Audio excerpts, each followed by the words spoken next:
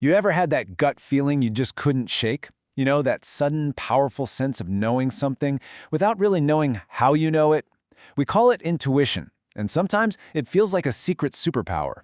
Well, today we're going to pull back the curtain on this mysterious force, and we're starting with a moment when a single gut feeling saved 155 lives. So picture this, January 15th, 2009. U.S. Airways Flight 1549 takes off from New York. Just moments later, bam, a flock of birds takes out both engines. Total power loss. In that split second, Captain Sully Sullenberger had an impossible choice to make. And his gut, his intuition, told him the only shot they had was the Hudson River. As he said later, there was literally no time to think about anything else. 3 minutes and 28 seconds. That's it. That is all the time they had from the moment the birds hit the engines to the moment that plane was floating on the water. Just think about that. An entire lifetime of training and experience, all compressed into one perfect decision made in a heartbeat. So how does that happen? How do we do that? It's not magic, I promise you. It's actually a hidden system humming away inside your brain, a system you use every single day without even realizing it. The miracle on the Hudson is just an incredible, high-stakes example of something that is fundamental to all of us. So here's the game plan. We're going to start by unpacking the science behind Sully's incredible call. Then, we'll dive into how our bodies actually create those gut feelings with a kind of built-in danger alarm. We'll also look at what happens when that alarm goes haywire.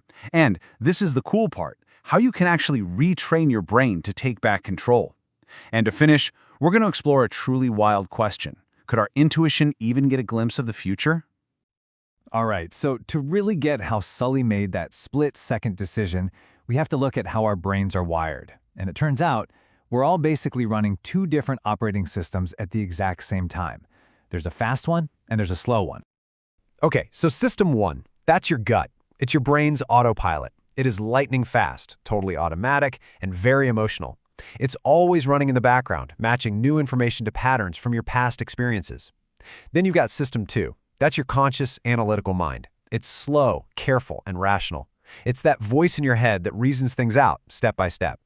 Now, most of our lives are actually run by system one, and system two only really gets called in when things get tricky or new. So when Captain Sully was up there, faced with that impossible situation, he wasn't sitting there doing complex math problems with System 2. No way! His highly trained System 1 instantly scanned thousands of hours of flight experience, recognized a pattern it had never seen but was prepared for, and it delivered the only answer that made sense: land on the Hudson. It was a gut feeling, for sure, but it was a gut feeling forged by decades of expertise. But what even is that gut feeling? What does it physically feel like? Let's zoom in a bit on the biology here, because the way your body's internal alarm system works is pretty amazing, and it often kicks in before you're even consciously aware that there's a threat. You know when you walk into a room and you just instantly get a vibe, a good vibe, a bad vibe, that is your neuroception at work. It's a great word, right? It's basically your nervous system's built-in surveillance network. It's constantly scanning for little cues of safety or danger, the tone of a voice, someone's body language, the look in their eyes, all happening long before your conscious brain has had a chance to even think about it. And the star of this whole subconscious show is a little part of the brain called the amygdala. Just think of it as your brain's ancient, supersensitive threat detector. It's so efficient that when it senses danger, it can hit a panic button that completely bypasses your slower, rational brain and sends distress signals straight to your body, kicking off that classic fight or flight response. See, the amygdala sends out this cascade of signals all over the place. And these signals are what cause the actual physical sensations we call a gut feeling. Your heart starts racing. Your breathing gets shallow. Maybe you clench your jaw without realizing it. That whole body response is the feeling. It's not just in your gut. It's your entire body being put on high-low. Now, this alarm system is an incredible survival tool. It's a lifesaver. But what happens when it gets a little too sensitive? What happens when it starts ringing the alarm when there's no fire? This is a huge shift in our understanding. We now know that things like chronic pain aren't always because of a physical injury. Sometimes the pain is just the brain's danger alarm, absolutely screaming that something is wrong even when there's no actual damage to your body. Your brain literally creates the experience of pain to try and protect you.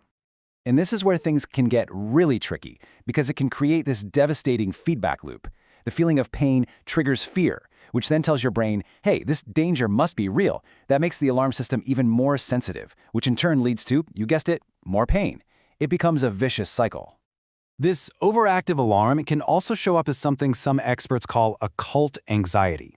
This is where you might have chronic stomach issues, constant muscle tension, or just that persistent bad gut feeling, but you don't consciously feel worried or anxious at all. It's like your body is stuck on high alert, but your mind hasn't really called on to why. Okay, I know that might sound a little bleak, but here is the good news. And it's really good news. This alarm system isn't set in stone. You can actually retrain it. And this is all possible because of an amazing property of our brains called neuroplasticity. Your brain isn't this static, fixed organ. It's constantly changing, rewiring itself, and building new connections based on your experiences.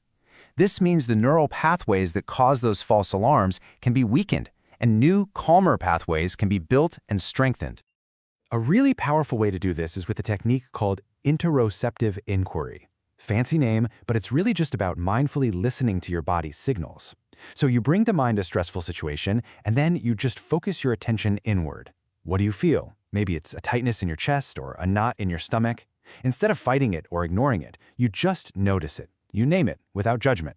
Ah, tightness. And then you consciously breathe into that sensation.